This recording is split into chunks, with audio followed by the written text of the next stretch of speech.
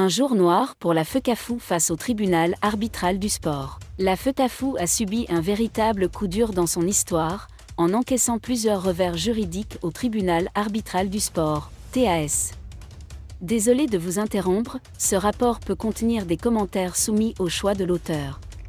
S'il vous plaît, si vous êtes nouveau sur cette chaîne, veuillez vous abonner et activer la cloche de notification.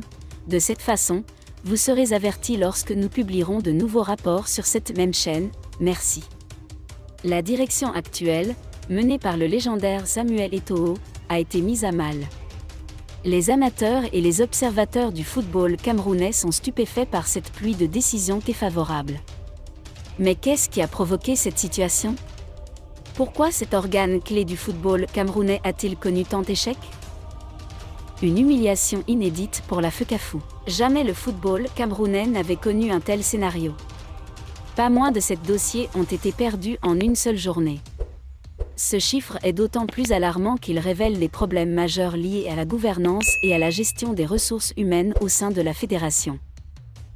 Les décisions du TAS qui font mal. Sanctions financières, la FECAFOOT est condamnée à payer près de 4 millions de francs CFA à Guy Gatama, une somme importante qui affectera ses finances. Réintégration de président. Maître Haché, Codem et le magistrat Gilbert Schlick ont été réinstallés dans leurs postes respectifs par le TAS, signe d'un désaveu face à leur destitution.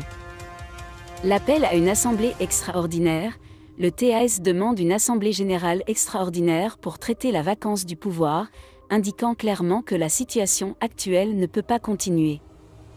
Réhabilitation de la LPFC, la Ligue professionnelle de football du Cameroun, dirigée par le général Pierre Semande, a été rétablie, ce qui pose des questions sur la validité des mesures prises auparavant par la FECAFOOT.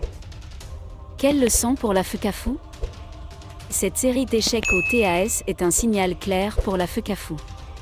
La gestion interne de la fédération, les processus de prise de décision et les relations avec d'autres acteurs nécessitent une révision attentive. Le Cameroun, passionné de football, mérite une fédération à la hauteur de ses ambitions et de ses rêves. Il est temps pour la FECAFOOT de se renouveler et de reconstruire la confiance avec la communauté du football camerounais. Merci d'être resté avec nous jusqu'à ce point, comme toujours pour promouvoir la liberté d'expression. Laissez vos opinions à ce reportage dans la section commentaires ci-dessous. Si vous avez aimé cette vidéo, merci de liker, partager, commenter et surtout vous abonner à la chaîne. Et on se retrouve très vite pour une prochaine vidéo.